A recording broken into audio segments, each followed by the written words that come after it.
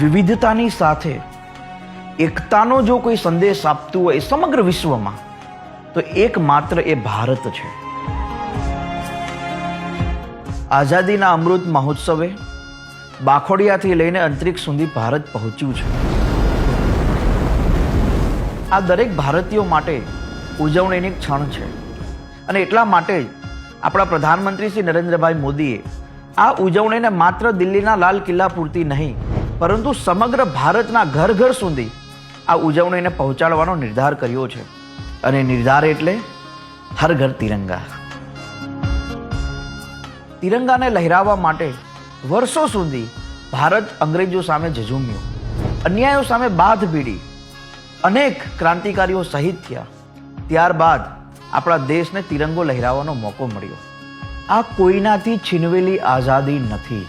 આ હક માટે લડીને મેળવેલી આઝાદીનું પ્રતીક તિરંગો છે. સ્વાધીન થવા માટે સ્વને ભૂલીને સર્વલક્ષી વિચારોનું મૂળ તિરંગો છે. ભારતનું એકમાત્ર કુળ તિરંગો છે.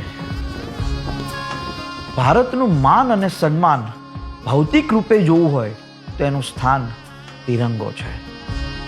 વિશ્વના કોઈ પણ દેશમાં નથી એટલા ધર્મો, નથી એટલા સંપ્રદાયો, નથી એટલા સમાજો જે આપણા દેશમાં છે, છતાં પણ ભારતનો એક એક નાગરિક પરિવારની જેમ વસે છે.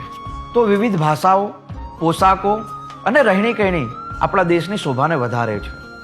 અને જ્યારે આ બધું જ મળે છે ત્યારે ભારત વિભિન્નતાઓમાં એકતાનો દેશ બને છે.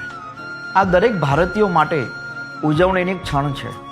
આ રાષ્ટ્રની એકતાના રંગને દુનિયાના ખૂણે ખૂણે સુધી પહોંચાડવા માટે આવો સાથે મળીને ઘરે તિરંગો લહેરાવીએ. આપણા પ્રધાનમંત્રી શ્રી નરેન્દ્રભાઈ મોદીના હર ઘર તિરંગા અભિયાનને સૌ સાથે મળીને સફળ બનાવીએ તેવી સૌ દેશવાસીઓને નમ્ર અપીલ કરું છું. ભારતની અખંડ એકતાનો દાખલો વિશ્વને પૂરો પાડીએ. આઝાદીનો અમૃત મહોત્સવ ઉજવીએ. આંગણે આંગણે તિરંગો લહેરાવીએ.